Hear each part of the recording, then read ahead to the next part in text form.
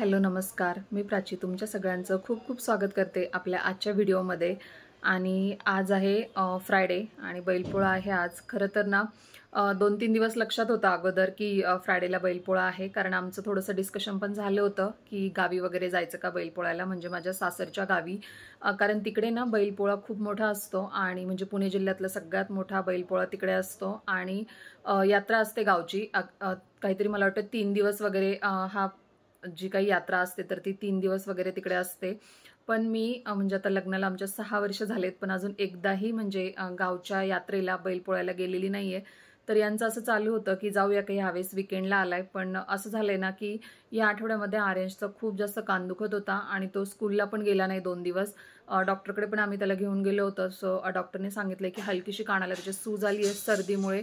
कारण आता सध्या ना इतकं व्हायरल चालू आहे, म्हणजे हॉस्पिटलमध्ये पण हेच सगळे पेशंट चालू आहे, सर्दी खोकला किंवा कान दुखणं हेच सगळं चालू आहे। त्यामुळे मग यांना म्हटलं की नको आता सध्या, त्याला बरं नाहीये।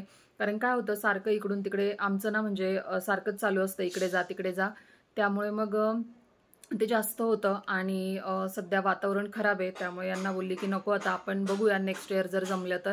कारण प्रत्येक वेळेस विचार आम्ही जेव्हा करतो की जाऊया ह्यावेळेस तरी किंवा काहीतरी आम्ही ठरवतोय, पण ते कधीच वर्कआउट होत नाही। आणि पावसाळ्याचे दिवस म्हणजे पावसाळ्याच्या दिवसांमध्ये जर असं काही असेल ना, सण उत्सव किंवा आपले काही प्लॅन्स असतील ना, तर मग खूप टेन्शन येतं, म्हणजे लहान मुलं जर असतील तर। आणि त्यामुळे ना मग ह्यावेळेस आम्ही थोडंसं कॅन्सल केलं आणि म्हटलं बघूया पुढच्या वर्षी अगदीच जमलं तर। तर बैलपोळा ना आता म्हणजे मी कधीच आत्तापर्यंत बैलपोळ्याची कधी पूजा वगैरे मांडलीच नाहीये। बाकी मी सगळे सण उत्सव अगदी छान म्हणजे सेलिब्रेट करते घरात, पण बैलपोळ्याचं मी कधीच काही पूजा वगैरे मांडलेली नाहीये। कारण मला असं वाटतं की उगीच ते मूर्ती वगैरे आणायच्या बैलांच्या आणि मग त्या फुटतात तुटतात ह्या गोष्टी होतात, किंवा मग त्यांचं परत काय करायचं आणि ठेवायला पण आपल्याकडे जागा नसते जास्त। त्यामुळे मग मी कधीच बैलांची वगैरे म्हणजे बैलपोळ्याला कधीच पूजा वगैरे केली नाही। पण यांना मी सकाळी म्हणत होते की काय करायचं का पूजा वगैरे, कारण आता सकाळी तर मला बिलकुल शक्य नाहीये, कारण आम्ही ती बैलांची जी काही मूर्ती आहे ती पण आणली नव्हती। तर हे मग म्हटलं जर करायचे असेल तर मग आपण संध्याकाळी करूया। सो हे ऑफिसला गेलेत, येताना मग घेऊन येतील जर करायचं ठरलं तर।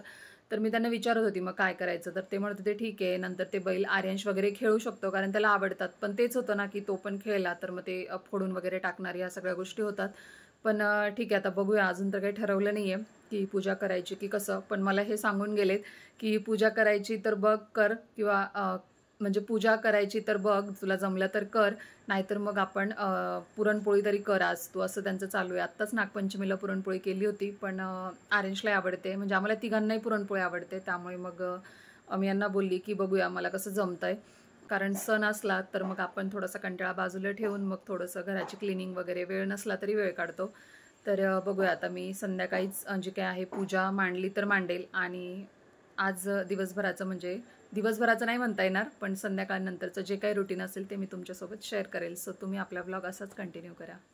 तर आता दुपारी 12:15 वाजले होते आणि आर्यन स्कूलमधून आला होता। तो व्हॅनमध्ये झोपून आलेला, कारण सकाळी ना 5:15ला उठला आणि 5:15 ते 7:30 जागाच होता, त्याला बिलकुल झोप येत नव्हती। आणि 7:30ला मग मला बोलायला लागला की मम्मा मला झोप येते, पण 8:30ला त्याची आता व्हॅन येते, त्यामुळे मग त्याला स्कूलला जाण्यासाठी उठावं लागलं। आणि लवकर उठल्यामुळे की काय मग त्याला व्हॅनमध्ये झोप आली। आणि तसंही म्हणजे बऱ्याचदा तो व्हॅनमध्ये झोपून येतो, आणि कारण वातावरणच एवढं थंड आहे ना बाहेर की गाडीमध्ये लगेचच झोप लागून जाते। कट टू डायरेक्ट संध्याकाळ 6:30ला मी डिसिजन घेतला की चला पुरणपोळी बनवूया, कारण आर्यनशला पण आवडते। आणि आपल्या मुलांना जर एखादी गोष्ट आवडत असेल किंवा जेवण स्पेशली जर त्यांना आवडत असेल तर मग आपल्याला कितीही कंटाळा आलेला असू द्या, कितीही लेट झालेला असू द्या, पण आपण करतो, कारण आपल्याला माहिती आहे की त्यांच्या आवडीचं जेवण असेल तर 2 घास मग ते एक्स्ट्राचे खाऊनच घेतात। त्यामुळे आणि इथे ना माझं बऱ्यापैकी जेवण बनवून झालं होतं, म्हणजे कणिक भिजवलं होतं मी सुरुवातीला, त्यानंतर माझं पुरण पण बनवून झालेलं होतं, राईस झाला होता, बाजूला सार पण होत होता। आणि हा जो तवा दिसतोय ना, तर हा मी स्पेशली डोशांसाठी घेतला होता। मागे एकदा डीमार्टचा व्लॉग शेअर केला होता, तर त्यामध्ये हा मी स्पेशली डोशांसाठी घेतला होता, पण त्यावर बिलकुल डोसे मला जमले नाही। एकदा दोनदा मी त्यावर चपात्या वगैरे केल्या होत्या आणि आज पहिल्यांदाच त्यावर पुरणपोळी बनवणार होती। तर पुरण पण आज माझ्याकडून थोडंसं पातळ झालं होतं आणि मी अजून त्यात रिस्क घेतली की नवीन तव्यावरती करून बघितल्या, पण जास्त काही वाईट आल्या नाही, बऱ्यापैकी जमल्या. आणि मी आज ना बैलपोळ्याची काही पूजा वगैरे मांडली नाही, कारण खूप लेट झालं होतं. आणि जेवणामध्ये पण ना फक्त पुरणपोळी आणि सारभात, काही तळायचं वगैरे पण ते पण सगळं नको बोलली, कारण श्रावणामध्ये आता भरपूर तळून झालं होतं, भजी पण भरपूर खाऊन झाली होती. त्यामुळे सिंपल असा जेवण बनवलं, देवांना नैवेद्य दाखवला आणि आम्ही पण आमचं जेवण केलं. The next day.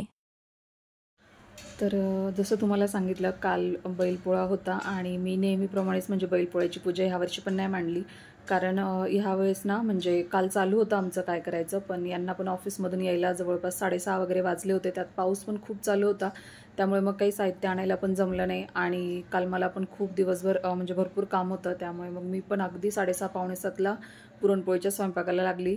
आणि त्यात मला थोडंसं आरेंजचं पण म्हणजे स्टडी वगैरे आहे तो घ्यायचा होता, कारण त्याचा कान दुखत होता. त्यामुळे ना मग तो 2 दिवस काही स्कूलला गेला नाही, त्यामुळे मग त्याचा खूप जास्त म्हणजे होमवर्क बराच पेंडिंग होता आणि तो मला घ्यायचा होता. त्यानंतर मग हे पुरणपोळीचं जेवण आलं, त्यानंतर भांडी वगैरे हे सगळं आवरता 10:30 वगैरे वाजले होते. त्यामुळे मग काही जास्त शूट वगैरे पण केलं नाही आणि कंबर खूप जास्त दुखत होती, कारण सध्या ना बॅक पेन माझं खूपच वाढलं आहे. तर डायरेक्ट मी आजच ब्लॉगला सुरुवात केली. आज पण म्हणजे सकाळी ना रात्री यांचं लेट नाईटपर्यंत काम चालू होतं, मला वाटतं 1-1:30 वाजेपर्यंत. मग तिथून पुढे आम्ही झोपलो, कारण जसं की तुम्हाला सांगितलं यापूर्वी पण आर्यंश काय त्यांच्याशिवाय झोपायला ऐकत नाही. आणि तो काल ना लेट झोपला होता संध्याकाळी 4 वाजता, त्यामुळे मग 7 वाजेपर्यंत झोपलेला होता, उठतच नव्हता बिलकुल पण. आणि त्यामुळे त्याची छान झोप झाली होती, त्यामुळे तो पण रात्री फुल चार्ज होता. 1:30ला पावणे 2ला झोपला. आणि सॉरी इकडे कन्स्ट्रक्शनचं काम चालू आहे ना, त्यामुळे खूप बॅकग्राऊंडला आवाज येतो आहे, सो प्लीज तेवढं कॉम्प्रोमाइज करा. आणि आत्ता ना मी पण म्हणजे सकाळी आम्ही 10-10:30ला उठलो, कारण बिलकुल झोप नव्हती झालेली. त्यामुळे मग त्यानंतर नाश्ता, सगळी भांडी वगैरे आवरली, थोडीशी घराची क्लिनिंग केली, कारण आजही यांना लॉग इन करायचं होतं, त्यामुळे यांची आज मला बिलकुलही हेल्प झाली नाही. सगळं मी आवरलं. आणि नंतर माझी इतकी चिडचिड होत होती ना, की माझी खूप जास्त कंबर अजून जास्त दुखायला लागली होती, पण कामही खूप होते पुढे. आणि त्यांचं असं चालू होतं की माझं काम होऊ दे, मग मी तुला करतो मदत. पण ते कसं होतं की असं वाटतं की वेळच्या वेळेत ती कामं झाली पाहिजे, कारण परत पाऊस वगैरे पण चालू होतो. म्हणजे जी काही बाल्कनी क्लीन करायची होती, मशीन लावायचं होतं, तर हे कामं मला ठेवून जमणार नव्हते. म्हटलं थोडा वेळ पाऊस नाही आहे तर हे कामं करून घ्यावी. त्यामुळे ना सगळी कामं म्हणजे आज मीच केली. त्यामुळे मग माझी इतकी चिडचिड होत होती, कारण त्यात ना म्हणजे दुःखत जास्त असलं की मग आपली जास्त चिडचिड होते. आणि आत्ता ना 5:15 वगैरे वाजलेत.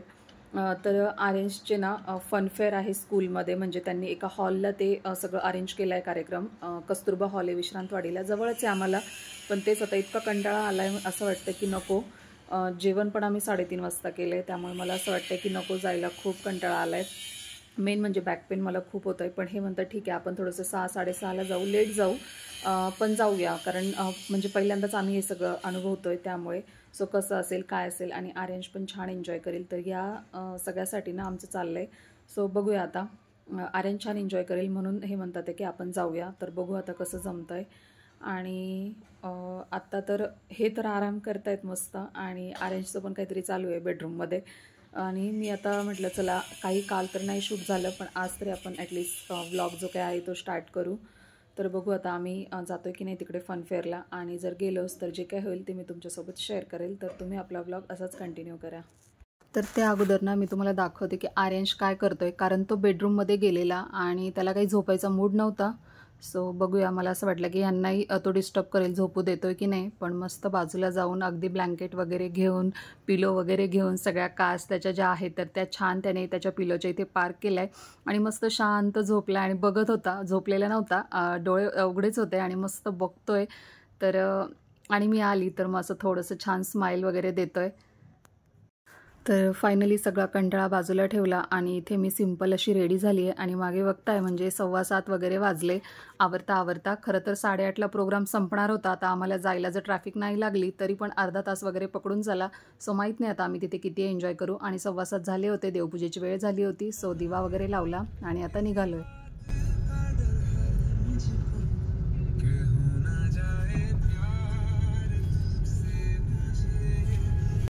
तिथे पण बाप्पा. तर आर्यांशला समजायला लागल्यापासून ना हे म्हणजे पहिलंच वर्ष आहे त्याचं. मागच्या वर्षी त्याला एवढं काही समजत नव्हतं, पण ह्यावर्षी त्याला जरा समजतं आहे की बापरे एवढे सगळे गणपती बाप्पा आहेत आणि आता काहीतरी म्हणजे फेस्टिवल आहे हे त्याला समजतं आहे. कारण आपण जे सांगतोय ते आता त्याला कळतं आहे. त्यामुळे आणि त्याचं चालू होतं की मग आपल्याला पण एखादा गणपती बाप्पा घ्या वगैरे असं त्याचं चालू असतं. आणि बाहेर पण एवढे सगळ्या मूर्ती दिसतात तर ते छान असं बघत असतो, एन्जॉय करतो आणि आम्हालाही दाखवत असतो. तर फायनली आता आम्ही इथे पोहोचलो होतो कस्तुरबा हॉलला, जो विश्रांतवाडीला आहे. आणि सुरुवातीला इथे एंट्री तिकीट्स वगैरे घ्यायचे असतात. तर पॅरेंट्ससाठी ज्या आहेत ना तर ती 60 रुपीज जी आहे तर ती एंट्री फी होती. आणि इथे बघा म्हणजे भरपूर गर्दी होती आणि आम्हाला असं वाटलं होतं की म्हणजे आहे की नाही कोणी, किती लोक येत आहेत काय, पण भरपूर गर्दी होती. आणि आर्यंश तर एवढा क्राऊड बघून म्हणत होता की नको चल घरी जाऊया वगैरे, कारण तो खूप पॅनिक झाला होता एवढी सगळी गर्दी बघून. आणि आम्हालाही वाटलं होतं खरंच म्हणजे जास्त कोणी आहे की नाही, पण भरपूर माणसं होते आणि भरपूर सारे स्टॉल पण लागलेले होते. बऱ्याचशा गोष्टी त्यांनी विकायला पण ठेवलेल्या होत्या, काही होममेड होत्या. तर आता आम्ही सुरुवातीला ना गेम स्टार्ट केले, कारण वेळ असाही कमी होता. त्यामुळे मग फटाफट आम्ही ज्या गेमच्या इथे जास्त गर्दी नसेल तर तो गेम स्टार्ट केला आणि मस्त एन्जॉय केला. सो आता आर्यंश बघूया खेळतो इथे. गिफ्ट देणारे टीचर गिफ्ट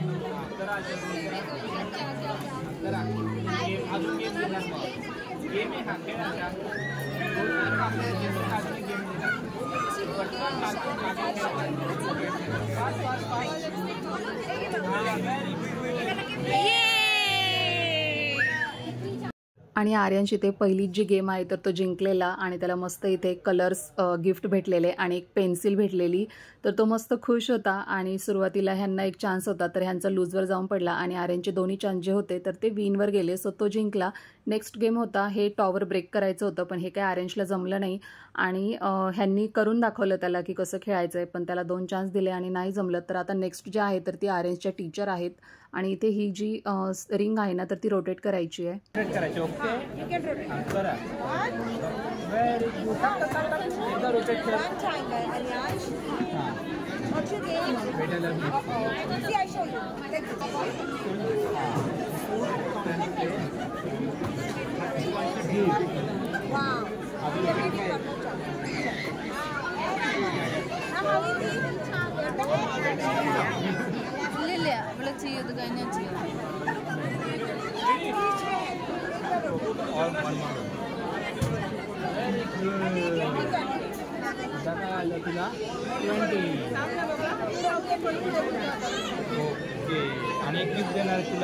सो इथे ना आर्यंशने 20 पॉईंट्स जिंकले होते. आता ह्याचं तुम्ही काहीतरी परचेस करू शकता किंवा मग स्टॉलवर काहीतरी घेऊन खाऊ शकतात.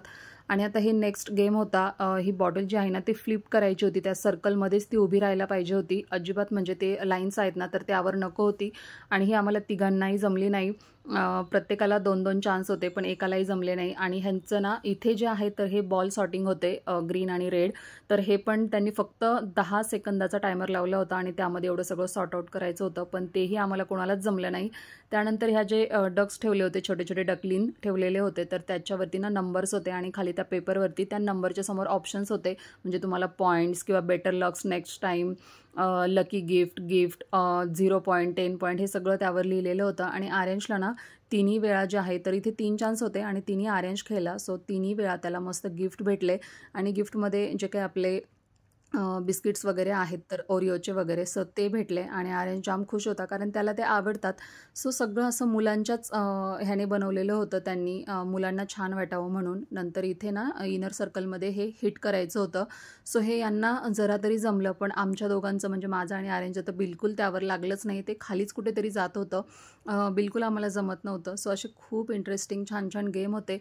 आणि मेन म्हणजे ना ह्यांचं एक खूप छान होतं की जर तुम्हाला जेवढे चान्स दिले तर त्यातला एक चान्स तरी तुम्ही मुलांना द्यायचा आहे, जेणेकरून त्यांना जमू किंवा नाही जमू पण ते त्यांना खेळायला द्यायचं आहे, जेणेकरून त्यांना ते म्हणजे समजेल की नक्की आपण काय करतोय, काय करायला पाहिजे. सो हे खूप छान होतं. आणि इथे लॉलीपॉपमध्ये ह्या रिंग टाकायच्या होत्या, ज्या की आर्यंश आणि यांना नाही जमल्या. आणि त्या 2 लॉलीपॉपमध्ये ज्या रिंग होत्या तर त्या माझ्याकडून गेल्या होत्या. सो तिथे आर्यंशला मस्त लॉलीपॉप वगैरे भेटलं. आता इथे हे जे पुढे ग्लास लावलेत ना तर त्यावरती पण पॉईंट वगैरे दिलं होतं. सो तिथे पण ते बॉल टाकायचा होता आणि तोही आर्यंशला काही जमला नाही.